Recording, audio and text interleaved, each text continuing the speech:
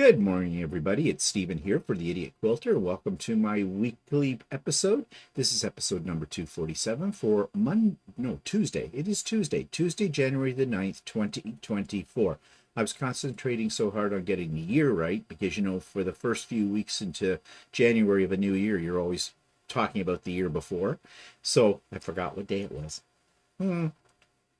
Six of one, half a dozen of the other, I guess. But anyways, we are back, and I've got a frog, and we are back from the retreat in Georgia, and you know all about that if you've watched So Chatty and Stephen and Walter live, so I'm not going to go through all that again today, with the exception of looking at some of the fabrics that I bought at the Common Thread, the local quilt store to the area we were in, and that's coming up a little bit later.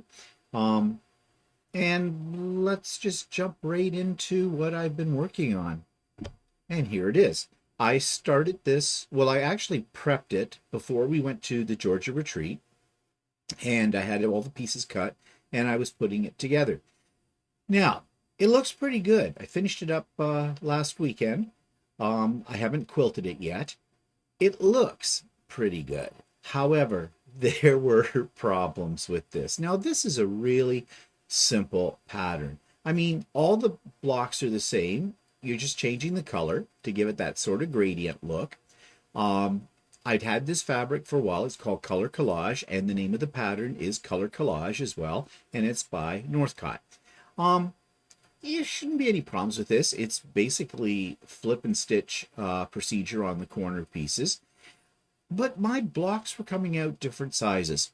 Ideally, each block should have finished, unfinished before you get it into the quilt at 14.5 inches. So 14 inches, basically, when you sew it into the quilt. Well, mine were 14.5, 14.25, 14 3/8, all that kind of stuff. Now, before I assembled it, I did trim them up so all the blocks were the same size. But getting the points in those cornerstone pieces here in the middle of the quilt, and getting those so that they didn't, like they lined up, whoa, I had a devil of a time. Now, this is what I'm talking about. Let's see if I can blow this up a little bit more here for you. Okay, look at this one right here. Little sloppy. Okay, and I tried everything. I ripped out, redid it, used pins to line it all up, clipped it, the whole bit. And this is what I ended up with on some of them. Now, some of them came out perfect, and some did not. And, actually, maybe none of them did. Ooh, that's a wonky right there. But that's looking at it critically and up close. But when you pull it back out and you look at the whole quilt, you don't really notice them. Now, experienced quilters, you're going to notice them no matter what, okay? But if you're given this as a charity quilt, which I'm thinking of doing, I'm thinking this might make a nice Project Linus quilt for a teenage boy. Or it could be for a girl too. I don't think it matters. I just said boy because I know that they get less quilts for teenage boys than for any other group in Project Linus. At least that's what I've been told. So it'll be fine. But it annoys me. It annoys me because this was a simple pattern. I should not have had that problem with it. What do I put it down to?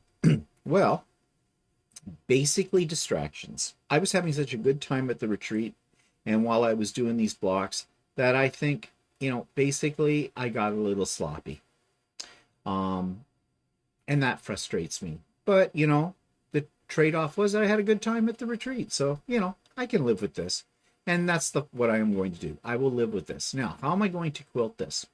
Well, I think this has lent itself as a great opportunity because it's all these different blocks. Well, they're all the same block, just different colors, that I think I could do some custom quilting. And what I mean by that is using my Quilt Path, my computerized program on my Lucy, and do a quilting design inside each block. I'm not sure how that's going to look, but I'm not going to worry about it. because it'll give me practice in trying to do that. That was one of my goals. I don't really have goals, but one of my things I want to do this new year. I want to bump up the level of my quilting using my long arm. And one of those things was to move away from an edge to edge design. Well, not move away from it. I'll always use an edge to edge design. Um, but to try the custom quilting and setting it up. And I think I know how to do that. And so that's what I'm going to give a try for at some point. Right now, yesterday, got this frog in the back of my throat. Sorry. Yesterday, I put the dart quilt, the quilt that was all the strips across in different lengths that I finished up just before, or the top of it finished up just before we left for Georgia. I put it on Lucy yesterday. I quilted it up. I used a very simple design, and I have a little problem with the squaring of that quilt. Yeah. Is there anything I do that I don't screw up? No. Just wouldn't be me if I didn't screw it up. It's not really screwed up. Um, but I'm really picky these days. I guess because with each quilt I do, I feel that I've learned something more and I'm advancing in my quilting. And so I got to see if I can square this quilt up a little bit better today, and then I'm going to make some binding and put the binding on, and it'll all be finished up. And you'll see it next week. So that's what I've been working on lately. Okay, so that takes me to what's happening and what's coming up next. Well, as far as what's coming up next, we have Sewing with Stephanie and Stephen resuming tomorrow, Wednesday, January the 10th, starting at 9 a.m., running until about 4 in the afternoon, p.m. Eastern Time. All are welcome. It'll be great to see all of you that are regulars there, and we always love having new people join us as well. So don't be afraid of us. We do not bite unless you want us to. Everybody's very friendly and supportive, and the link for that, it is a Zoom. It is a private Zoom, which means we do not record it. It does not get posted on YouTube or anything like that. So the link for it is in the show notes below. Okay, what else is coming up this week? Well, something brand new. If you saw the live videos we did from Dahlonega, which is where Stephanie Stitch's retreat was, there were 5 of us creators there. Stephanie, of course, Shannon from Slay Arts, Russ from Quilt Meets World, and of course Walter and I from the Idiot Quilter. And we each did our lives and a group thing while we were there. And we loved our dynamic. We are friends. We are creators, but we are friends as well. And so we decided that we wanted to basically capitalize on the spirit of camaraderie, friendship that we were enjoying while we were at the retreat. We didn't want to let that go. So once a month, the second Wednesday of every month at 7 p.m. Eastern Time, the 5 of us are getting together on YouTube as a YouTube Live to discuss, well, this month we're going to talk about our plans, both personal and professional, for the new year, for 2024. And I'm sure we'll talk about other things as well. But you will also have an opportunity to join in on the live by way of the chat on YouTube. And you can ask us questions, make comments, whatever grabs you. So, yeah, our first one, as I said, is tomorrow night at 7 p.m., Wednesday night, January the 10th. And we'll see how it goes. Now, our plan is we're only going to do this once a month, and we're going to rotate whose channel it is on and who's going to be the host. I'm going to be the guinea pig for our first one, so it'll be here on the Idiot Quilter channel, and there's already a posting for that in YouTube on YouTube. So all you need to do is click on that, and you'll be there. And you'll see all 5 of us because we will be connecting to that with our Zoom so that we will all be visible when we're having this discussion. Hopefully the technology works out all right for me. I have been experimenting with it. I think I know what I'm doing. You know, do I ever know what I'm doing? No, I'm an idiot. But hopefully it'll all work out. That's what I said. That's why I'm the guinea pig. And yeah, so I hope you'll join us. It should be a lot of fun. I'm really looking forward to getting together with the group. We call it the Sewcial Review, and social is spelled Sewcial. Originally, we were just going to call it the Sewcial, spelt that weird way as well. And we discovered there are several other YouTube channels that use that. So, and actually, it was one of my subscribers that brought it to my attention. So we did a little research, and Walter came up with the name. He's good at naming things. He really is. Well, you know, he is Mr. Dreamy. His fan club are probably applauding him as I say that. But yeah, he came up with the Sewcial Review. Everybody liked it. That's what we are. So we'll see what happens. What else is coming up? Well, next Monday, this is not a live. We're going to pre-record it, but remember the 4S Club collab? It's been a while since we've talked about it. You selected the patterns that each one of us were going to do, and we have done them, and we have them finished, and we're going to reveal them to you. And we're going to talk a little bit about our successes with it and possibly any difficulties we may have had. I know I'm certainly going to talk about difficulties. So that will be posted at 10 a.m. Monday, this coming Monday, January the 14th. So please be sure to catch it out. And if you don't remember who's involved in the 4S Club, it is Stephanie, Shannon, Sean of The Guy Who Sews, and myself. Okay, what else do we have coming up? Advance warning? That sounds ominous. Not warning. Advance notice. That's the word I want. Advance notice. We haven't had a pop-up sew day, have we? For quite a while. And I love them. And I know many of you enjoy them as well. So, well, if you didn't, you wouldn't show up. So, I preach into the choir. But I am planning one for Saturday, January the 20th. Now, I have not put the link for it in the show notes or anything like that because life happens. But I'm pretty certain that it's going to be Saturday, January the 20th, so you can pencil that into your calendar if you so wish. It'll start at 8 a.m., as they always do, and run until about 5.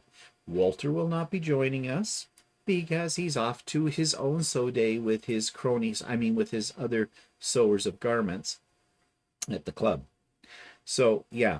So right now, I'm pretty sure it's going to be January the 20th, but next week, I will put out the definite notice about that and have the link for you, and I will send out, for those of you on my mailing list, I will send out the link to you through that. And speaking of my mailing lists, if you are not on my Idiot Quilter mailing list, which is where I send out all my notifications about things like pop-up sew days and also upcoming retreat dates, more about that in a minute, please let me know if you want to be on it. My email address, you can find a link for it in the show notes. Just drop me a line. Let me know your first and last name. And of course, your email address, if it's different from the one that you have sent your request from. In other words, I want the email address that will most readily get to you. And I'll put you on the mailing list. Now, don't worry. I'm not a business. I don't sell things or anything like that. So you're not going to be inundated every day with something from me. The only time you're going to get something from me is a notice about an event that I am holding. Okay?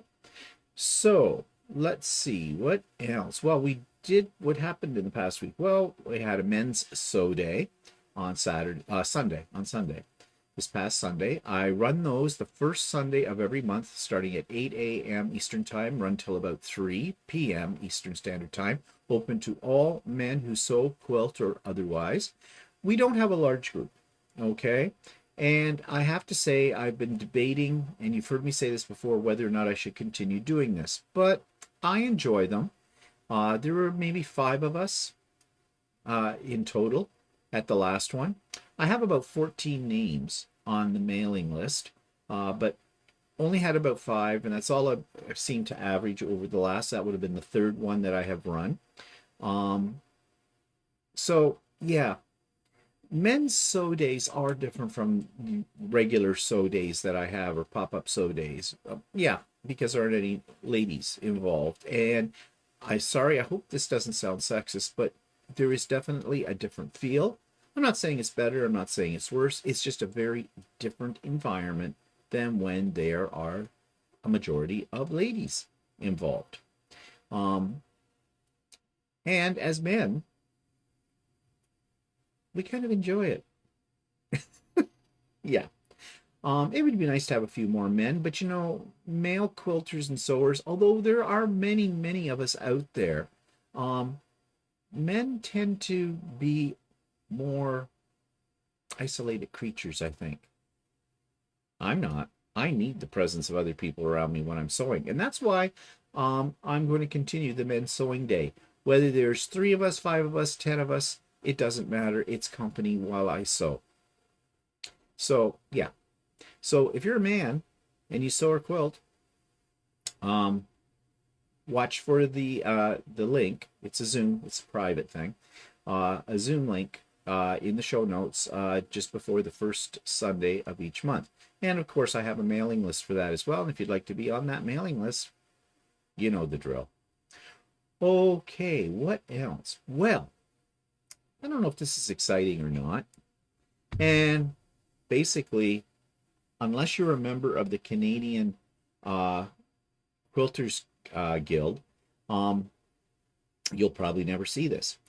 But before Christmas, they were looking for people. They send out a newsletter, an electronic newsletter, practically every other week, maybe almost once a week. I seem to get them quite a bit. And I am a member, so that's why I get it. Um, but they have a little feature in one of those newsletters every month where they take somebody's quilt, turn it into an electronic jigsaw puzzle. And they were looking for people to submit a quilt that could be made into an electronic jigsaw puzzle. So I had one, it was a scrappy quilt, and I thought I would send it in. So I did. The picture of it that I had. And that's it. I forgot all about that. Well, I got an email yesterday saying that they would love to use it, uh, but they had one request. And the lady who does this, she wondered if I had a picture that was taken straight on of the quilt. The picture I took was a little skewed because when I had made this quilt's I think I made in 2021, and I usually lay them out on the floor in my rec room and take a picture standing above it. Well, it does get a little sort of, well, like the one I just, like this one. You see how it skews out? Yeah. And I guess that makes it, you know, maybe a little bit more difficult for making into a puzzle. And I get that. And she wondered if I had a picture, a better picture. I didn't. Now, I don't know where that quilt is. I think I still have it, but you remember I store all my quilts in those storage bags, and I haven't gone through all those storage bags. That is my plan. I'm going to do, as I go through each bag, I'm going to record it and talk about each quilt. A little trunk show. And I've done that in the past. I got to get back into that habit. And my goal is that as I do that, I will label those bags with which quilts are in it. But right now, I only have one of those bags done. And I have about 6 others to go through. 6? No, there's probably 7 or 8. I have no idea where that quilt is. I'm trying to think if I gave it away. I don't think I did. But yeah, I just didn't want to pull all those bags out and go hunting through them. So I wrote back to the lady yesterday and I said, I am so sorry. That is the only picture I have of it, which was true. And just not to get into a great big long explanation, says, I gave that quilt away, so I can't take a picture of it again. So I said, so, you know, I'm sorry. I guess you'll have to go with somebody else's submission. And I figured that's the end of it, right? She wrote back to me a few hours later with a picture that she was able to edit and make it more square. The lady has talent, okay, in graphic design. And she just wanted my approval of that. And I said, sure.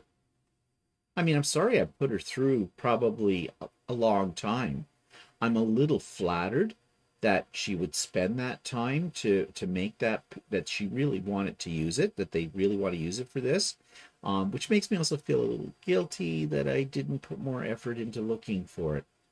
Now, as I said, you're not going to see it unless you are a member of the Canadian Quilters Guild. However, Canadian Quilters Association, I think that's what it's called, QCA. Um, but when it does get published and put out, I will do a screen capture of it or whatever, and I will show you what it looks like in the electronic magazine here on my channel. So I'm really flattered. It is a nice quilt. That's why I don't think I gave it away. I will find it eventually. But yeah, that came out of the blue. Didn't expect that at all. Okay, so I think I have covered everything with things that are coming up and what has happened. So let's talk about a couple of things that I got at the retreat.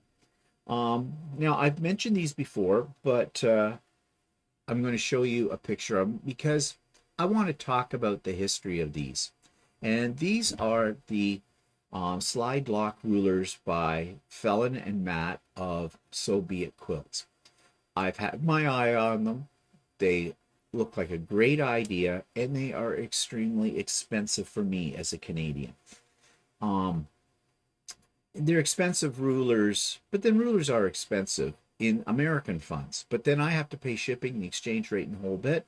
So, I put it on hold because I thought, will I use these a lot to justify, and you've heard me say before, I never need to justify the price of something. It's never a want, it's a need. Or it's never a need, it's a want when I buy things. But I didn't bother. So a little bird told me way back in the past summer that I should hold off if I was thinking about buying these. So I suspected that somebody was up to not no good. They were up to something that, as a surprise. But then I promptly turned my mind to other things and forgot all about it.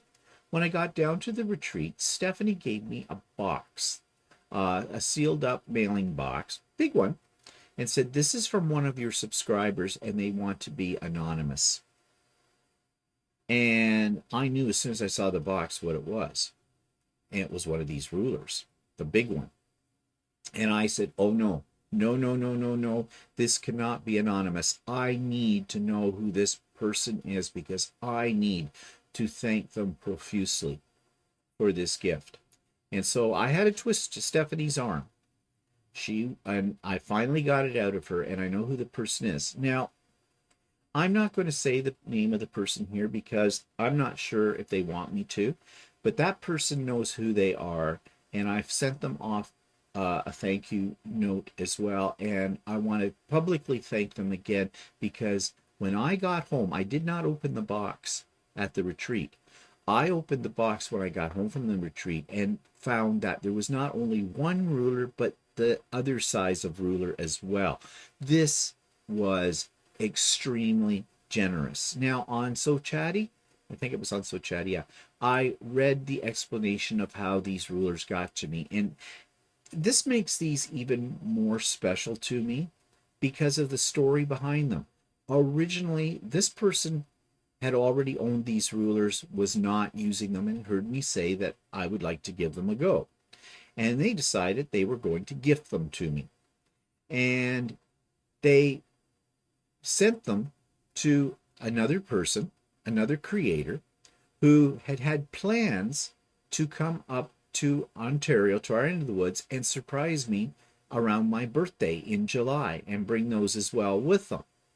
Well, that didn't turn out for several different reasons, I guess. And so the rulers, I think, got sent back to the original owner. The original owner then shipped them, or somebody mailed them to me, and they didn't get to me. They were returned for whatever reason. So when they heard that I was going to Stephanie's retreat, they sent them off to Stephanie, to deliver them to me. So from July of last year until the end of December, like 5 months, 6 months, these rulers had a journey to get to me. But they did get to me. I absolutely love them. They grip fabric like there's no tomorrow. If you do not know what a slide lock ruler is, you need to go to Idiot Quilts. They've got videos about them. Just do a search. You will find them and watch Fallon and Matt's demo of them, because they are a wonderful invention, which I believe are still under evolution, because I think Matt is looking into all kinds of other refinements to these as well. So to that subscriber, you know who you are. Thank you from the bottom of my heart. This was so thoughtful of you. It really was. Okay, now, what else? Well, from the retreat. Well, fabric haul. Went to the common thread. Now, I've already shown you just a picture or two of it, but I've got a little video I've made showing you the fabrics that I bought much more in detail. And I have now fallen in love with a designer. He's been around for a bit, but he's new to me, called Dan Morris. And I absolutely love his fabrics. And the common thread had these fabrics on for a really good price. And so I bought, and I bought, and I bought some more. And, well, here's my video of that whole haul.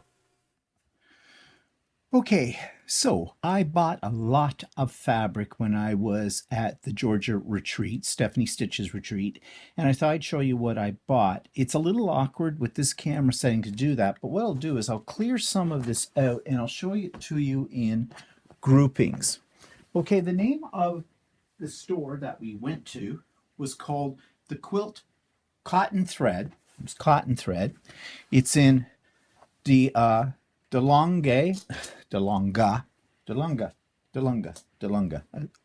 Georgia, where the retreat was located. And they had a really great selection of fabrics. Their prices were pretty good, even when you do the exchange rate for us as Canadians on them, and they were still very good. So I stocked up on some that I've had before. A couple of them I've never had before, but these are ones I really love, and they were a great price. Now, while I was there, and what I'm about to show you is how much I spent. And it was about 600 and some odd dollars American, worked out to about $930 Canadian. So let's start with these ones. These two fabrics, very nice. They're both the same pattern, just in a different colorway, as you can see. Now, you're going to ask me what the name of these fabrics are. So bear with me as I try to find it. Try to find the salvage on here to be able to tell you. Okay, these are Dan Morris fabrics, designed 2022 for QT Fabrics. I just recently discovered Dan Morris, and I'm really loving his fabrics, and I need to invest in more of these. But these are just two of them, and I'm not sure if they have a name. They do not. It's just Dan Morris 2022. Okay, let me get this out of our way. I'm going to have a problem figuring out how I'm going to store all this fabric. But here's a couple of others that were also same pattern, different colorway. And do I have more of those? No, that was the only ones I bought in that. Again, looking for the salvage on here. And it's Dan Morris as well. Yeah, I thought I bought more of his. So I really love his fabrics. Okay, then I bought some that I've had before. And if you remember back 2 Christmases ago, Walter bought me a big box of fat quarters, 80 fat quarters, that were of this line of fabric. It is called Poured, and I really love it. And I still have some of those fat quarters left. But when I saw these, I thought, well, I'm just going to get those while they're here too, because I don't even know if they still print Poured. They might, but anyways, I got my hands on more of that, and I think that's all I bought. I did. Okay, let's move those out of the way. And let's go for these. Now, I've had this line before. This is called Rhapsody. It is Dan Morris again. And this is Cutie Fabrics. This was Dan Morris Design 2018. I thought this was called Rhapsody, but I'm not finding that in the salvage. So, anyways, it is Dan Morris, and I bought a lot of it, as you will see. So, I tried to get pretty much all the colors. So, there's one set of them. Let's push those off. And here is more. I just love the print, and I love the colors. They're very, very vibrant. So I went searching through the stacks of fabric that the Quilt and Thread had, and I think I was able to pick up pretty much,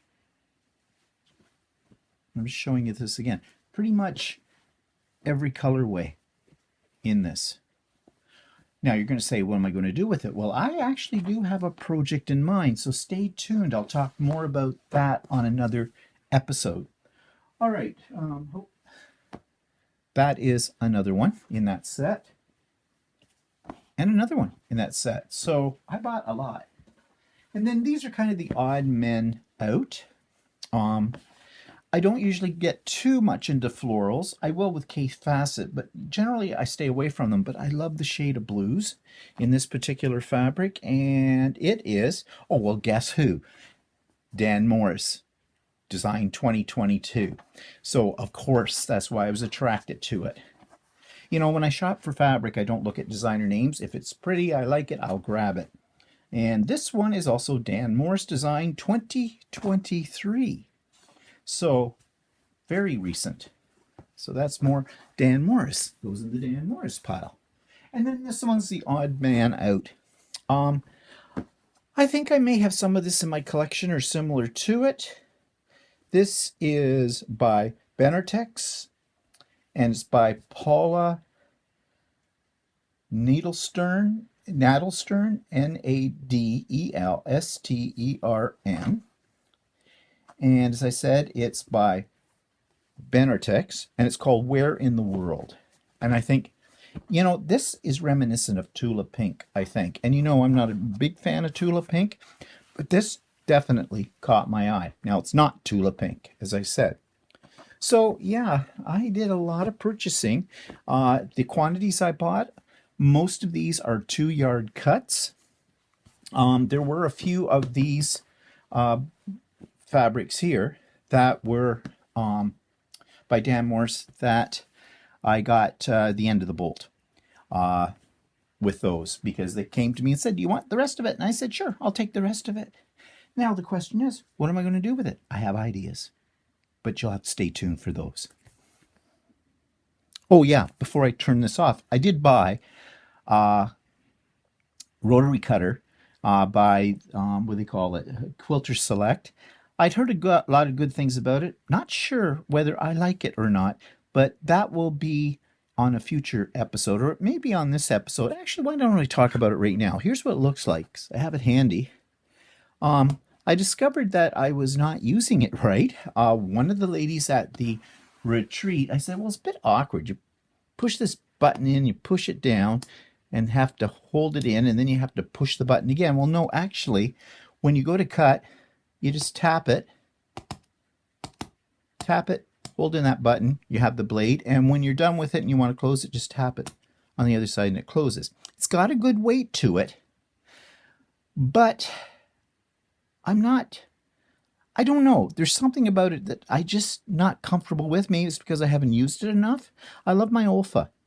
But I'm going to try and use this more regularly to see if I can get used to it. One advantage of it is the rotary blade is magnetic. It's very easy to change out. It just basically, little button on the back here, drops out. And when you put the new blade in, yeah, very quick. So I do like that about it. But I'm still not sure whether I'm convinced that this is going to be my rotary cutter of choice. I did buy some replacement blades for it as well. But it'll take any replacement blades. You don't have to have Quilter Select, but I bought some because they were there at the time. It's pricey. It was about $60 US for this, so that makes it over 80 some dollars for me. So yeah, pricey little tool, but they don't sell them up here where I live, so I thought I'd give it a try. So yeah, I had a good day shopping at the cotton thread. Okay, enough about the retreat. Let's talk about the subscribers quilter this week. This comes from Tony Gould. Gould, Gould. Sorry, Tony, if I'm not saying that correctly. And I don't think Tony's ever sent me anything to show before. I don't remember that she has. So here is her beautiful creation. This week's quilt from a subscriber comes from Tony Gould, and Tony writes, I call this twin-size quilt, which I made for charity donation, double helix, because that's what it reminds me of. I made it not from a pattern, but from studying a photo of a similar quilt, then figuring out how to create my own derivative design. It's a one-block quilt, just one unit, a half-square triangle, repeated many times, creates the design just by changing positions of the unit. The quilt is made entirely from scraps and is shown in the photo atop a double bed. I've been making quilts for 25 plus years. I do straight line quilting on my Fath Grand Quilter, haven't yet mastered free motion quilting. So thank you, Tony. This is a really nice quilt. And you mentioned that you made it with scraps, and it's only one block, and it's half square triangles, but the way you've arranged them makes it a very attractive design.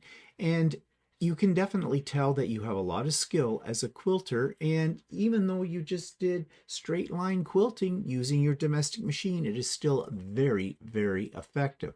Absolutely love this quilt, and thank you, Tony, for sharing it with us. That brings me to the YouTube channel of the week. This one I thought was really cool. This is for you machine embroiderers out there. You know how I love to do in the hoop appliques. And this is a really interesting one by, I think it was Sweet Pea Designs. And, well, it's called How to Create a Cube Illusion Runner. It's really cool to look at. It has a real three-dimensional effect. Am I going to make it? No. There's other projects I want to do, but I want to share this one with you because I wanted you to see what you can accomplish with your embroidery machine. So here's my review of that pattern. This week's video comes from a company that makes machine embroidery files, and I've used many of their files in the past. And it's called Sweet Pea Machine Embroidery Designs. And this is their latest design for making a table runner that's really quite unique. But the thing I like about this particular video is it shows you that it is not that difficult to do very complicated looking patterns in quilts or in table runners using your embroidery machine. So if you've ever been intimidated by something like this, you need to check out Sweet Pea Machine Embroidery Designs because they have very helpful tutorials. Now, speaking of patterns, the Art East Quilt Company, Canadian company, you have heard me talk about them before. They are all the rage lately because John, who runs this company, designs the most interesting quilts and wall hangings. He does a lot of things with animals in a very caricature way. If you remember, I did his cat scratch quilt, which they are excellent instructions, go together very well. A lot of little pieces. It's all patchwork. It is not foundation paper piecing or anything like that. And the end result is really cool. And I have another one of his that I want to do that's called Blowing Up Bunnies, which is just hilarious. Like, there's a little bit of comedy in some of his too, which I love. But before I do that, I saw another one that's a more traditional slash modern type of patchwork quilt. It's called Tartan Star. And, well, here's my review of that pattern, and you're going to see why it appealed to me. This week's future project comes from the Art East Quilt Company, and it's called Tartan Star, and you can download this directly from their website, and the link's in the show notes below. But it's beautiful. Now, Art East Quilt Company is famous for their very interesting, I guess you'd say, uh, quilts that involve whimsical and fantastical animals or characters. But they also have some more traditional with a twist sort of patterns. And this is one of those. I know what I'm going to use for fabric for this because you just saw it. I'm going to use the fabrics that I got at the Common Thread while I was at the retreat in Georgia. And those are the Dan Morris fabrics. So when I saw this pattern, I thought, yes, I want to do this. But then when I saw the Dan Morris fabrics, I knew they would be perfect for this project. So watch for this in the coming weeks, because after I get through some of the other projects I've been starting, I am going to be definitely working on this. And that's the Tartan Star quilt pattern, which is a digital download from Art East Quilt Company. So that's a project that I want to get working on very soon. Once I get the two quilts that I'm quilting on Lucy, and I get them all bound and done, then I think I'm going to turn my attention to that quilt. I'm excited about that one. I really love it. It's got color, it's bright, and it's got stars. And those are all elements that really attract me to a quilt pattern. Okay, the Idiot Quilter presents. I have nothing this week. I have a few that I could send notes out to. I just put that idea on hold for a while. Um, why? Well, I got a lot on the go right now, and I'm just not in the mood to do an interview. I appreciate the suggestions you have sent to me, and if you have more, please send them along. I have a list that I keep, and I may be back in the swing of it soon again for doing those.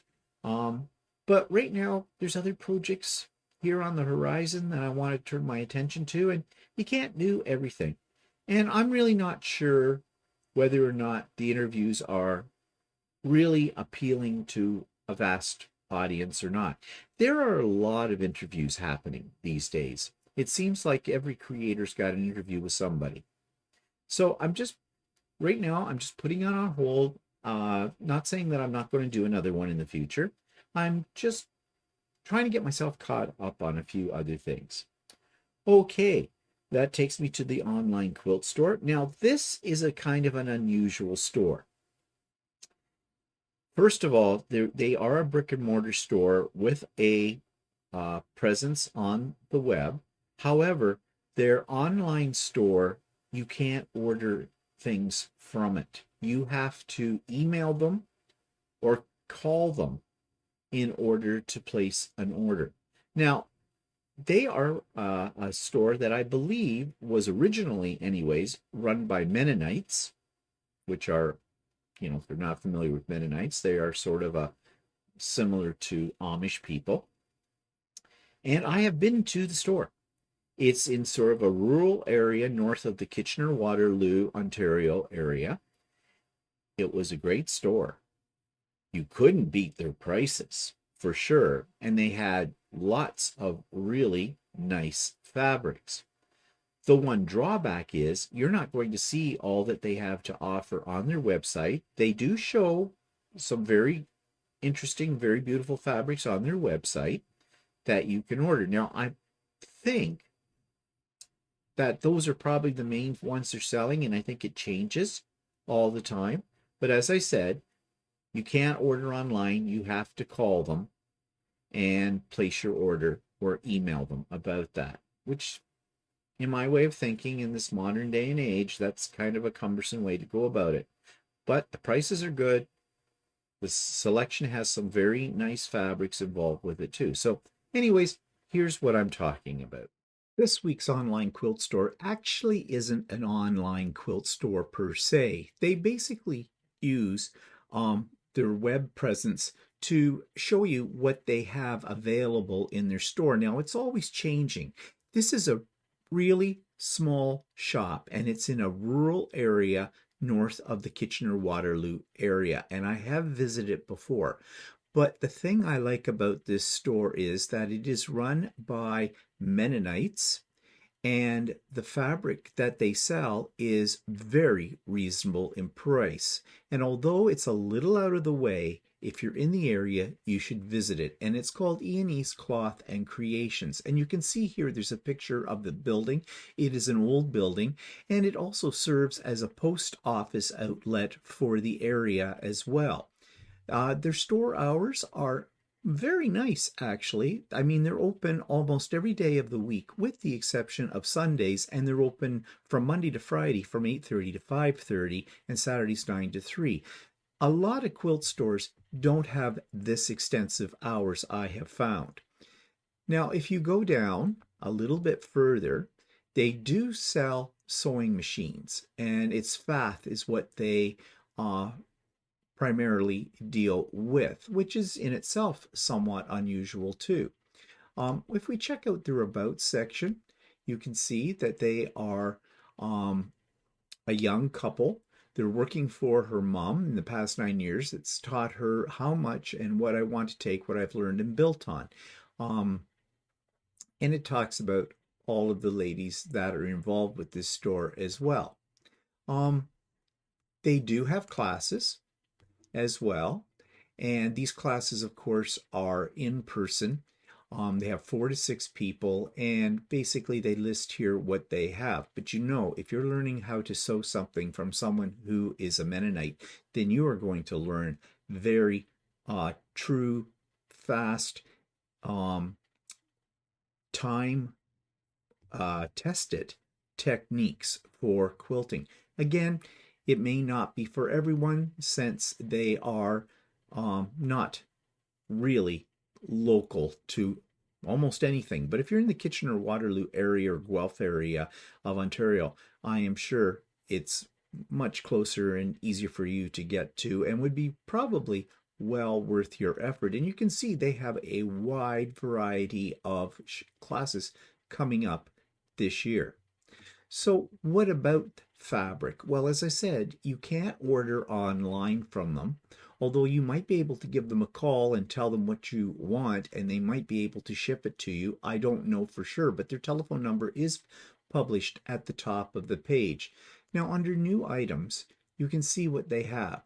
It says, see something you like, you can place an order via email or phone, and we will ship it out to you. So you can get it, and they give you all the information right here. But here's what they're showing you. Vivian by Northcott, that price is fantastic. $14.95 per meter. There is nowhere that I know of so far in Ontario where you can get fabric at that low a price.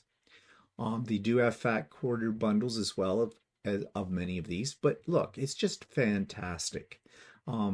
They may not have a lot of selection in fabrics, but what they have is great. Now here, this one by Moda is a little bit more expensive, $18.95 per meter, but still, the average price we're paying in Ontario right now for fabric is anywhere from $20 to $23 a meter. So that's still very good. As I mentioned, I have no idea what they would charge for shipping, but I imagine it is pretty much the standard Canadian post. Which would be the method of shipping. Again, though, they have, although maybe not a huge selection, they have some very nice fabrics in here. It's almost like these fabrics have been curated, as you can see. So I don't think you can go wrong with ordering from them. And as I said, I have actually been in their physical store and bought from them some time ago, and I was very much impressed by their service and by the quality of their fabrics. Oops, I flipped out of that, but you get the idea. Sewing machines, again, probably the same idea. If you're looking for a sewing machine, you probably need to contact them and talk about how you can maybe set up a time to go and see them to check out their machines. They do have other services. They do sewing machine repairs. They do Nutex dry cleaning, custom curtain orders, post office outlet, custom hand and machine quilting, and Faithful Threads t-shirts. So, they have a little bit extra here as well. So, although ordering from them might not be as direct as looking at what they have online and picking it out from there as you do on most websites, I think you'll find them very accommodating if you give them a call or send them an email. So that's E&E's Cloth and Creations. So that brings me to this episode of the Idiot Quilter. But before I go, a couple of things. One, something that I forgot to mention, and that's coming up. This Sunday, Stephanie and Shannon, Stephanie Stitches and Shannon of Slay Arts, are doing a virtual retreat. And I already signed up for it, so did Walter. And they're splitting the day into two projects. Shannon is going to teach us how to do a foundation paper piece creation. And Stephanie is doing one of her original patterns for a small quilt. And it should be a lot of fun. Now, I believe I looked the other day and it looks like it's sold out, unfortunately. However, if you are interested, you might take a look. Maybe there's been somebody drop out from it. It is $20, but that's like nothing really in this day and age. And I think I'm going to learn quite a bit. I know I'm going to learn quite a bit from this. So I'm looking forward to this, and that's this coming Sunday. And I'll tell you all about it next week. The other thing I want to talk about is my subscriber numbers. I had a goal, like as much of a goal as you can make, because really it didn't depend on me, it depended on all of you, to reach 10,000 subscribers by the end of 2023. Didn't happen. Not a surprise, because I was a ways away from that. Well, I have gotten closer. I'm about 110 subscribers away from 10,000. So if you watch me on a regular basis and you like what you see, well, if you watch me on a regular basis, you must like something. And you haven't ever subscribed, hit the subscribe button. Yeah, please do. Cost you nothing. Helps me out a great deal. When I get to 10,000, I'm going to do something special. I don't know what that is yet. Sorry, but I don't know. But it'll be something special to commemorate the event. I've been making videos since 2012. They weren't all about quilting. I started out as a paper crafter. That's what I did for years and years and years. And that's what my videos were all about. I started this channel when I retired, and that was in 2012. And, well, you know where it's gone from there. From that, it has evolved.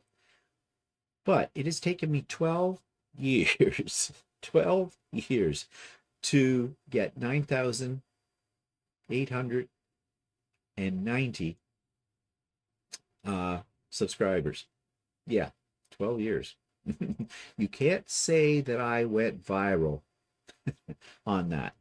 So yeah, hitting 10,000 is a major, major milestone for me, given the time it has taken me to get there. So please subscribe. It helps. Okay. Well, that's it for me this week. My vlog went out yesterday. So Chatty will come out on Friday, and Stephen and Walter live on Sunday as usual. What are we talking about on those ones? I have no idea. Never do. So as soon as I know, you'll know too. I hope you have a great week.